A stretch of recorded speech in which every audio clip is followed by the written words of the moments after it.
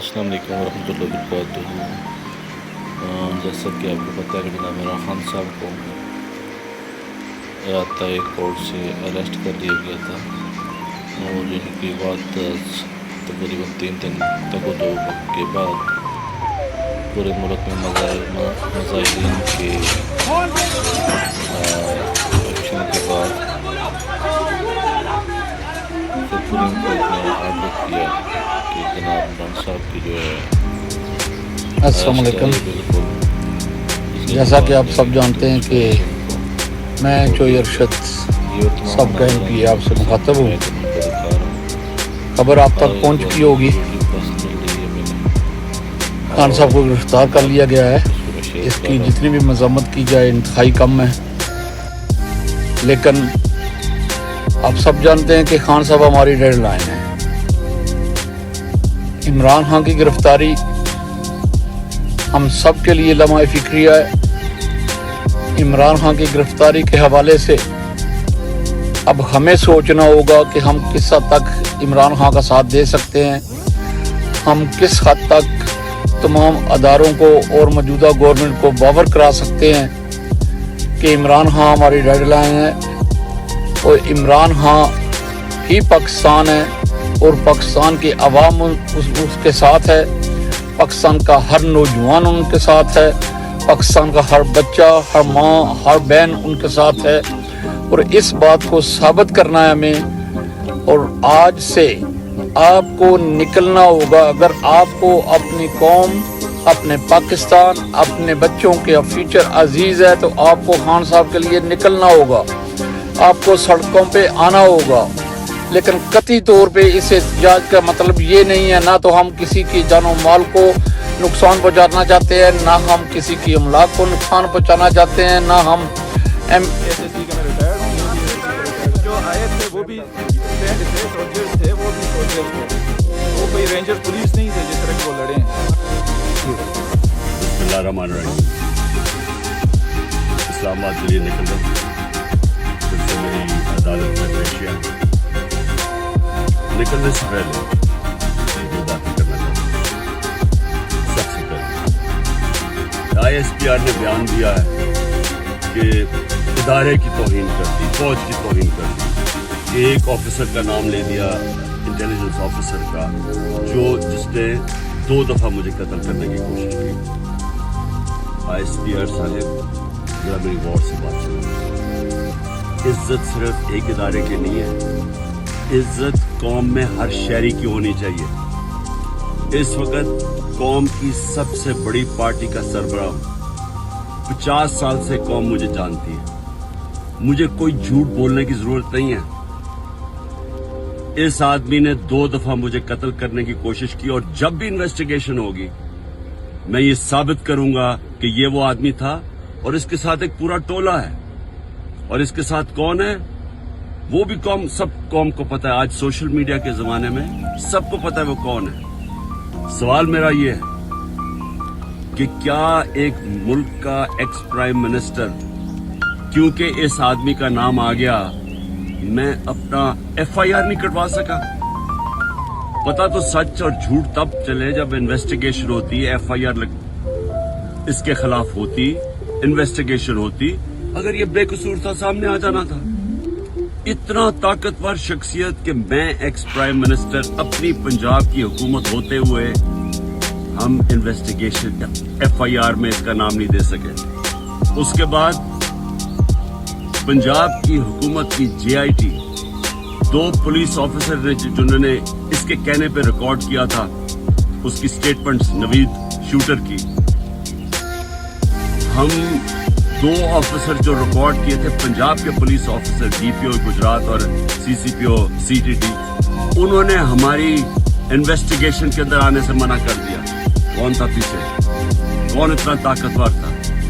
उसके बाद जब इन्वेस्टिगेशन में यह साबित हो गया कि 3 शूटर थे, जब JIT में साबित हो गया कि तीन शूटर जिन्होंने गोलियां चलाई, बनिस्बत जो इनका प्रोपेगेंडा था कि सिर्फ एक दिन इंतहा पसंद था, JIT को सबूताज किया गया। 4 CTD के लोगों ने अपनी स्टेटमेंट चेंज की, प्रोसिक्यूटर जनरल ने इन्वेस्टिगेट किया, उसने कहा उनके खिलाफ कार्रवाई होनी चाहिए। 4, क्योंकि उन्होंने सैबोटाज करने की कोशिश की। कौन था उनके पीछे? कौन इतना ताकतवर था? और उसके बाद जुडिशियल कॉम्प्लेक्स। मैं साबित करूंगा कि आईएसआई ने सारी एक रात पहले उसको टेक ओवर किया। साबित करूंगा कि सीटीटी के कपड़ों के अंदर और वुकला के कपड़ों के अंदर आईएसआई थी वहां। साबित करूंगा कि एक ब्रिगेडियर बैठा हुआ था वहां, मुझे नाम भी उसका बताऊंगा, जो सारा मॉनिटर कर रहा था। क्या काम था आईएसआई का वहां? साबित करूंगा कि उन्होंने मुझे कत्ल करने के लिए और पीछे ये आदमी था।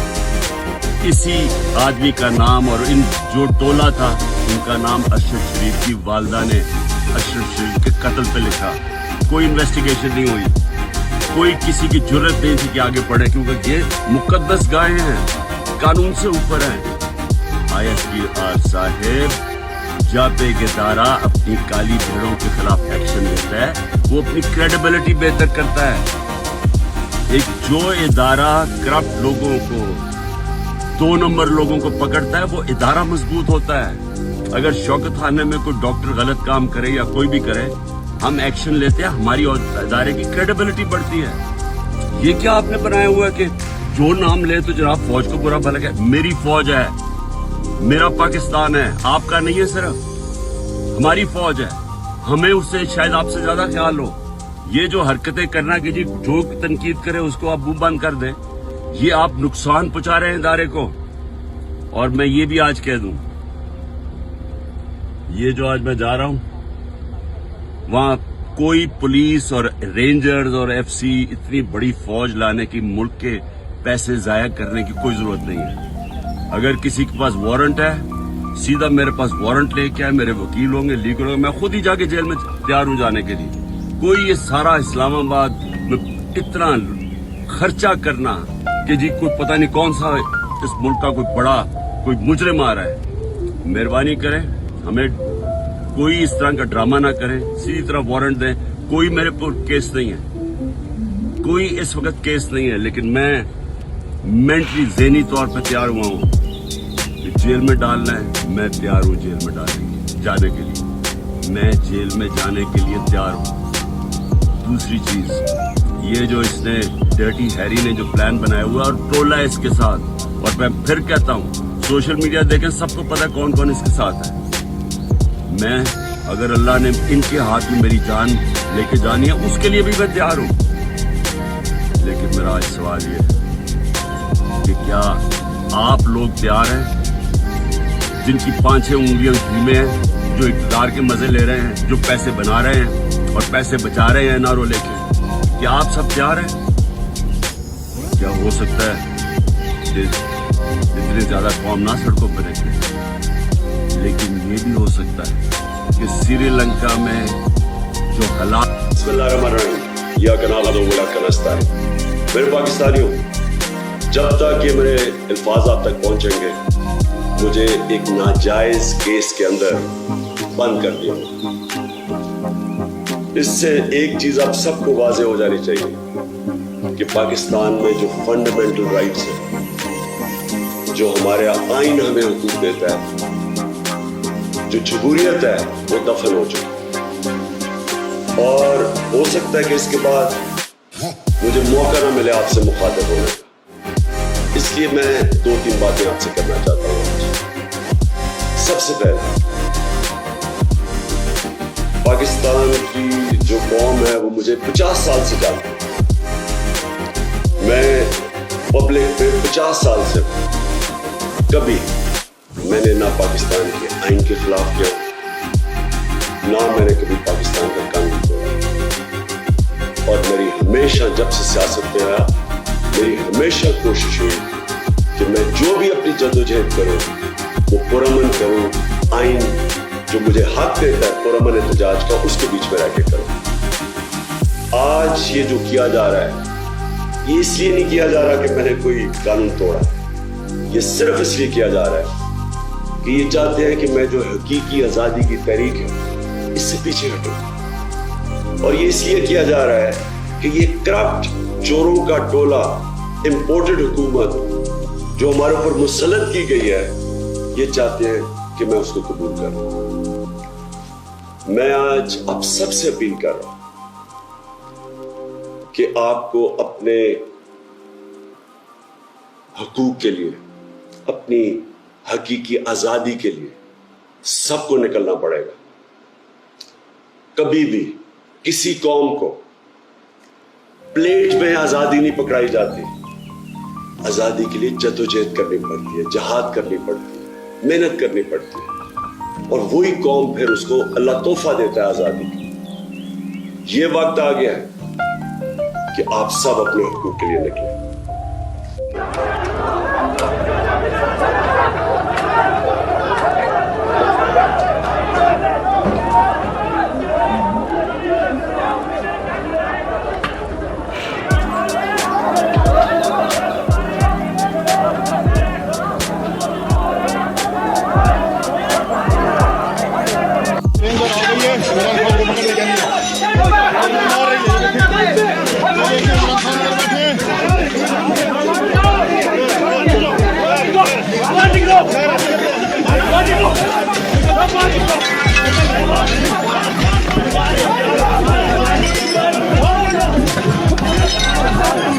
को पकड़ रहे हैं रेंजर वालों ने, हमला कर दिया।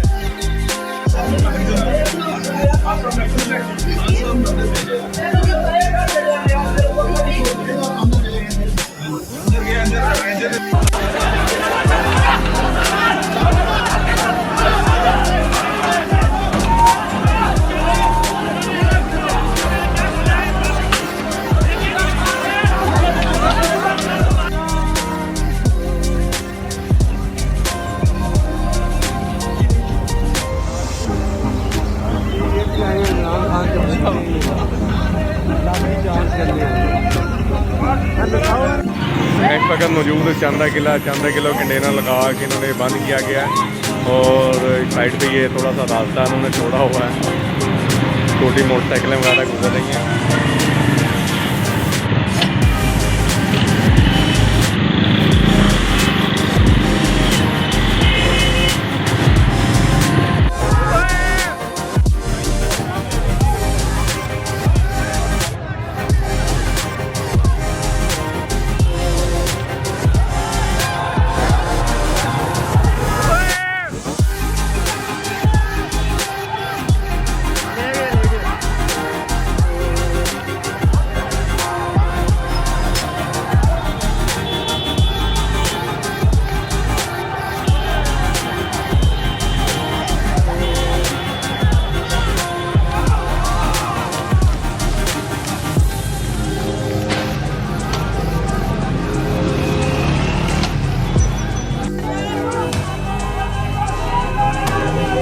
ये पुलिस वाला है, इसके हाथ में पुलिस का डंडा है भाई। ये पुलिस वाला डंडा लेके गाड़ियों के शीशे तोड़ रहा है। पुलिस का मुलाजिम है। ये देखे पुलिस वाला डंडा लेके काम डाल रहा है।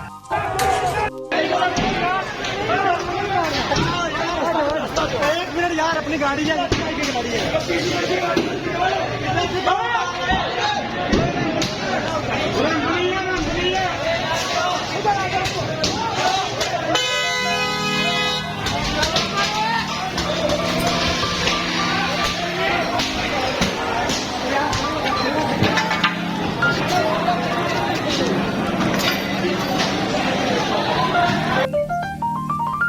आप ये सोच रहे होंगे कि मैं इस वक्त कहाँ पर हूँ और ऐसी जगह लग रही है देखने में कि I am in the middle of nowhere. तो वैसे तो I am not in the middle of nowhere, but actually I am in the middle of nowhere. ये जगह, यहाँ पर कोई आता जाता नहीं था उस तरह से, यहाँ पर बड़ी कोई आबादी नहीं है, लेकिन यहाँ पर एक चीज़ ज़रूर है जो बनी है और जो अपना जो इम्पैक्ट है वो जनरेट कर रही है, लोगों की ज़िंदगियाँ बदल रही है। कौन सी जगह पर मैं हूँ और कैसे ये ज़िंदगियाँ बदल रही है, आपको विजिट कराते हैं।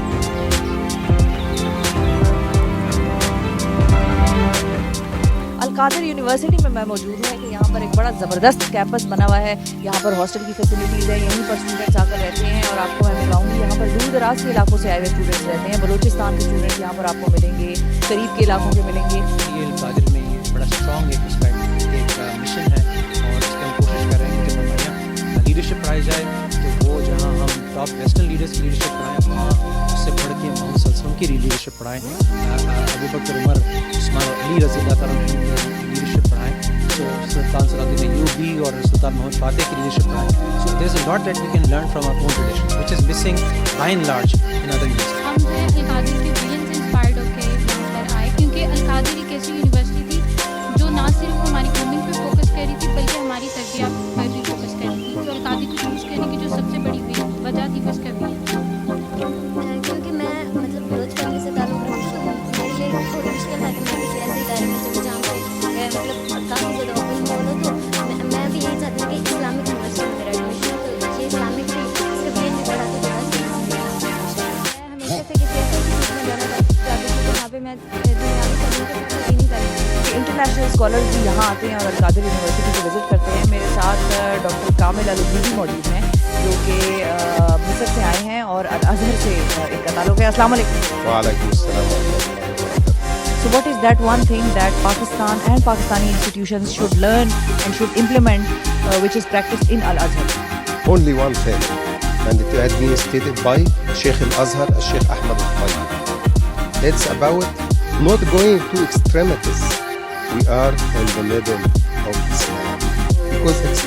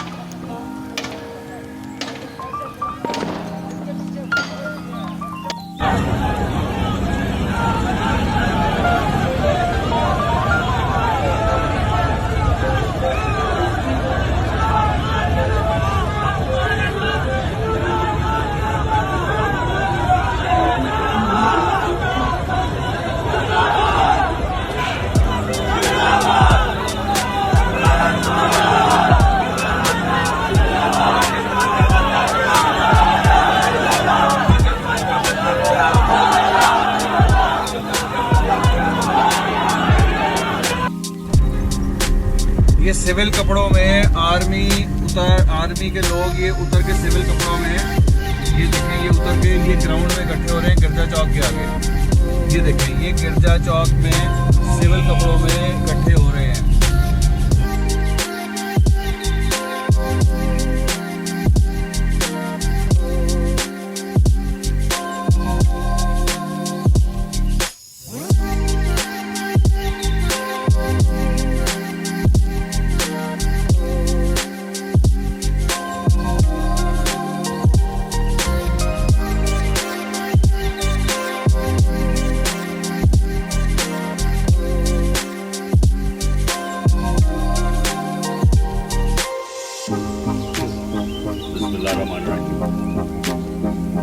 इस्लामाबाद के लिए निकल रहा हूँ, जिससे मेरी अदालत में पेश है. निकलने से पहले सबसे पहले ISPR ने बयान दिया है कि इदारे की तौहीन कर दी, फौज की तौहीन कर दी, कि एक ऑफिसर का नाम ले दिया ऑफिसर का जो जिसने 2 दफा मदद जरा मेरी बात इज्जत सिर्फ एक इदारे की नहीं, इज्जत कौम में हर शहरी की होनी चाहिए. इस वक्त कौम की सबसे बड़ी पार्टी का सरबराह हूँ. 50 साल से कौम मुझे जानती है, मुझे कोई झूठ बोलने की जरूरत नहीं है. इस आदमी ने 2 दफा मुझे कत्ल करने की कोशिश की और जब भी इन्वेस्टिगेशन होगी मैं ये साबित करूंगा कि ये वो आदमी था और इसके साथ एक पूरा टोला है. और और इसके साथ कौन है वो भी सब कौम को पता है। आज सोशल मीडिया के जमाने में सबको पता है वो कौन है। सवाल मेरा ये है कि क्या एक मुल्क का एक्स प्राइम मिनिस्टर, क्योंकि इस आदमी का नाम आ गया, मैं अपना FIR नहीं कटवा सका? पता तो सच और झूठ तब चले जब इन्वेस्टिगेशन होती है, FIR इसके खिलाफ होती, इन्वेस्टिगेशन होती। अगर ये बेकसूर था सामने आ जाना था। इतना ताकतवर शख्सियत कि मैं एक्स प्राइम मिनिस्टर अपनी पंजाब की हुकूमत होते हुए हम इन्वेस्टिगेशन FIR में इसका नाम नहीं दे सके। उसके बाद पंजाब की हुकूमत की JIT 2 पुलिस ऑफिसर ने जिन्होंने इसके कहने पे रिकॉर्ड किया था उसकी स्टेटमेंट्स नवीद शूटर की, हम 2 ऑफिसर जो रिकॉर्ड किए थे पंजाब के पुलिस ऑफिसर DPO गुजरात और CCPO CTD, उन्होंने हमारी इन्वेस्टिगेशन के अंदर आने से मना कर दिया। कौन था पीछे? कौन इतना ताकतवर था? उसके बाद जब इन्वेस्टिगेशन में यह साबित हो गया कि 3 शूटर थे, जब JIT में साबित हो गया कि तीन शूटर जिन्होंने गोलियां चलाई बनिस्बत जो इनका प्रोपेगेंडा था कि सिर्फ एक दिन इंतहा पसंद था, JIT को सबोटाज किया गया। 4 CTD के लोगों ने अपनी स्टेटमेंट चेंज की। प्रोसिक्यूटर जनरल ने इन्वेस्टिगेट किया, उसने कहा उनके खिलाफ कार्रवाई होनी चाहिए 4, क्योंकि उन्होंने सबोटाज करने की कोशिश की। कौन था उनके पीछे? कौन इतना ताकतवर था? और उसके बाद जुडिशियल कॉम्प्लेक्स, मैं साबित करूंगा कि ISI ने सारी एक रात पहले उसको टेक ओवर किया। साबित करूंगा कि CTD के कपड़ों के अंदर और वुकला के कपड़ों के अंदर ISI थी वहां। साबित करूंगा कि एक ब्रिगेडियर बैठा हुआ था वहां, मुझे नाम भी उसका बताऊंगा, जो सारा मॉनिटर कर रहा था क्या काम था ISI का वहां। साबित करूंगा कि उन्होंने मुझे कत्ल करने का लिए और पीछे ये आदमी था। इसी आदमी का नाम और इन जो टोला था उनका नाम अशरफ शरीफ की वालदा ने अशरफ शरीफ के कत्ल पे लिखा। कोई इन्वेस्टिगेशन नहीं हुई, कोई किसी की जरूरत नहीं थी कि आगे बढ़े, क्योंकि ये मुकद्दस गायें हैं, कानून से ऊपर है। ISPR साहेब जब एक इदारा अपनी काली भेड़ों के खिलाफ एक्शन लेता है वो अपनी क्रेडिबिलिटी बेहतर करता है। एक जो इदारा करप्ट लोगों को, 2 नंबर लोगों को पकड़ता है, वो इदारा मजबूत होता है। अगर शौकत खाने में कोई डॉक्टर गलत काम करे या कोई भी करे, हम एक्शन लेते हैं, हमारी और इदारे की क्रेडिबिलिटी बढ़ती है। ये क्या आपने बनाया हुआ है कि जो नाम ले तो जनाब फौज को पूरा पलक है? मेरी फौज है, मेरा पाकिस्तान है, आपका नहीं है, सिर्फ हमारी फौज है। हमें उससे शायद आपसे ज्यादा ख्याल हो। ये जो हरकतें करना कि लोग की तनकीद करें उसको आप मुंह बंद कर दें, ये आप नुकसान पहुंचा रहे हैं इदारे को। और मैं ये भी आज कह दूं, ये जो आज मैं जा रहा हूं वहां कोई पुलिस और रेंजर्स और FC इतनी बड़ी फौज लाने की, मुल्क के पैसे जाया करने की कोई जरूरत नहीं है। अगर किसी के पास वारंट है, सीधा मेरे पास वारंट लेके आए, मेरे वकील होंगे, लीगल होंगे, मैं खुद ही जाके जेल में तैयार हूं जाने के लिए। कोई ये सारा इस्लामाबाद में इतना खर्चा करना कि जी कोई पता नहीं कौन सा इस मुल्क का कोई बड़ा कोई मुजरिम आ रहा है, मेहरबानी करें, हमें कोई इस तरह का ड्रामा ना करें, सीधी तरह वारंट दें। कोई मेरे पर केस नहीं है, कोई इस वक्त केस नहीं है, लेकिन मैं मेंटली ज़हनी तौर पे तैयार हुआ हूं कि जेल में डालना है, मैं तैयार हूं जेल में जाने के लिए, मैं जेल में जाने के लिए तैयार हूं। दूसरी चीज, ये जो इसने डर्टी हैरी ने जो प्लान बनाया हुआ और टोला इसके साथ, और मैं फिर कहता हूं सोशल मीडिया देखें, सबको पता कौन कौन इसके साथ है। मैं, अगर अल्लाह ने इनके हाथ में मेरी जान लेके जानी है, उसके लिए भी मैं तैयार हूं। लेकिन मेरा आज सवाल ये है कि क्या आप लोग तैयार हैं, जिनकी 5-6 उंगलियां घी में हैं, जो इक़्तिदार के मजे ले रहे हैं, जो पैसे बना रहे हैं और पैसे बचा रहे हैं NRO लेके, क्या आप सब तैयार हैं? क्या हो सकता है कि इतने ज्यादा कौम ना सड़कों पर निकले, लेकिन ये भी हो सकता है कि श्रीलंका में जो हालात। साहब, आपने कहा था घबराना नहीं, अब हम कहते हैं क्या आपने नहीं माना? क्योंकि हम सब आपके साथ हैं, पाकिस्तान की अवाम आपके साथ है। अल्लाह का नाम करें।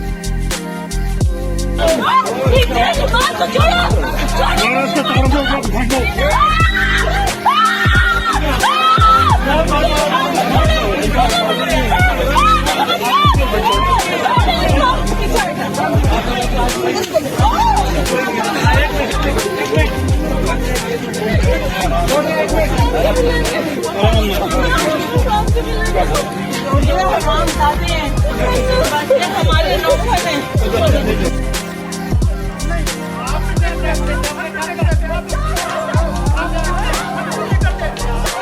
दबा हो जाओ कमीनो। ये शेलिंग कर रहे हैं जी यहाँ पे PTI के जो नौजवान यहाँ इकट्ठे हुए हैं। शरीर शेलिंग है कि यहाँ सांस लेना दुश्वार है जी। दबा हो जाओ राना सनाउल्लाह के टट्टू खान को आ लेने तो करेगा तुम्हें ठीक आएगा इंशाल्लाह।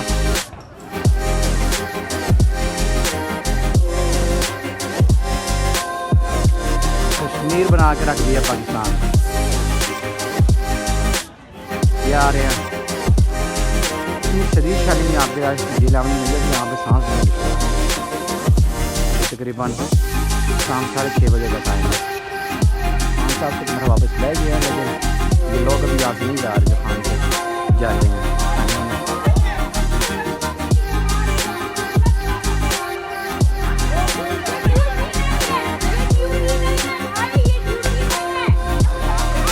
ये राना सनाउल्लाह आपको नहीं बचा सकेगा, ये बात याद रखना। ये राना सनाउल्लाह नहीं बचा सकेगा, मूछों वाला बंदर। उससे हिसाब देना पड़ेगा इस चीज़ का। और ये जो जर्नैल है करप्ट, इनको भी।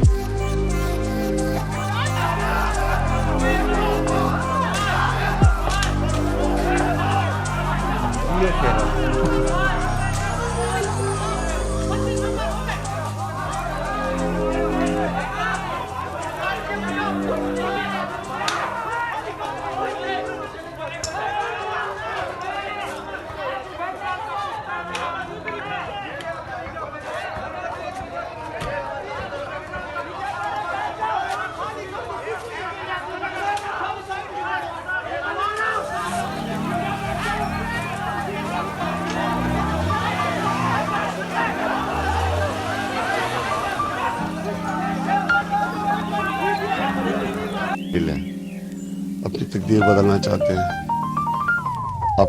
आपको जिम्मेदारी लेनी पड़ेगी। मैं फिर से कहता हूँ, जितना मैं कर सकता था मैंने किया अपने मुल्क के लिए। मैंने किसी पे एहसान नहीं किया। अल्लाह ने दिया मुझे इतना ज्यादा, मेरी जिम्मेदारी थी कि मैं अपनी कौम के लिए कुछ करूँ। अब मैं चाहता हूँ कि अब सब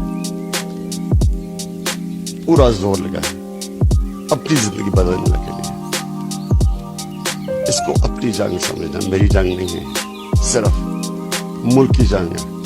अपने आप ने तकदीर, अपने बच्चों की तकदीर बदलनी है। आपने अपने बच्चों के मुस्तकबिल की जंग लड़नी है। आपने फैसला करना है कि कैसे चलते रहना है, या आपने एक मैं कैसे बड़ा हो जाऊंगा, तुम गिराने में लगे थे, तुमने सोचा ही नहीं। वाह, तुम गिराने में लगे थे, तुमने सोचा ही नहीं। मैं गिरा तो मसाला बनकर खड़ा हो जाऊंगा। क्या हवाला है, क्या हवाला है। सुभान अल्लाह, वाह वाह वाह वाह वाह। तुम गिराने में, वाह वाह वाह वाह। क्या कहने वसीम भाई, क्या कहने। तुम गिराने में लगे थे, तुमने सोचा ही नहीं। मैं गिरा तो मसला बनकर खड़ा हो जाऊंगा। और बहुत ही हसीन निजामत की नजर कर रहा हूँ आपकी ये शेर। मुलाजा फरमाइए, मुझको चलने दो, मुझको चलने दो, अकेला है अभी मेरा सफर। मुझको चलने दो, अकेला है अभी मेरा सफर। रास्ता रोका गया तो काफिला हो जाऊंगा। क्या कहने,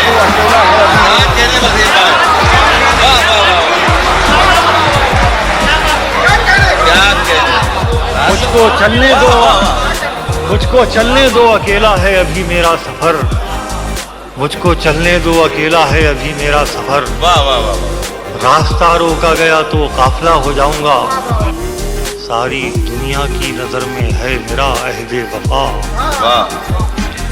मौलाना फरमाए एक एक दोस्त की शिरकत चाहूँगा कि सारी दुनिया की नज़र में है मेरा अहदे वफा, एक तेरे कहने से क्या मैं बेवफा हो जाऊंगा।